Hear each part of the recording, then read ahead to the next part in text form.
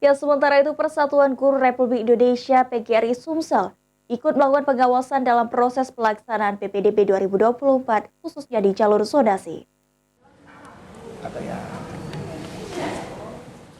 Pelaksanaan PPDB tahun 2024 yang kini mengikuti Permendikbud nomor 1 tahun 2021 mendapat apresiasi dan dukungan dari Persatuan Guru Sumatera Selatan. Agar PPDB kali ini tidak alami permasalahan, Ketua PGRI Sumsel Ahmad Zulinto mengatakan semua komponen harus mendukung secara objektif, akuntabel, dan transparan guna menjadikan PPDB ini menjadi lebih baik dan tidak terjadi hal-hal yang tidak baik dalam pelaksanaan PPDB tahun 2024.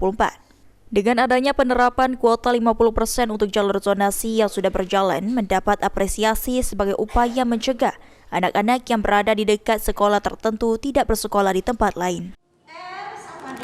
Semua komponen ini harus berkomitmen bagaimana pelaksanaan PPDB ini secara objektif, kemudian juga akuntabel dan transparan. Ini yang kita harapkan. Mudah-mudahan PPDB tahun ini lebih baik ya, dan akan dirasakan oleh masyarakat hasilnya. Karena namanya pendidikan adalah hak setiap warga negara. Maka kita akan mencoba melaksanakan PPDB ini memenuhi hak-hak daripada anak-anak akan sekolah ya secara baik.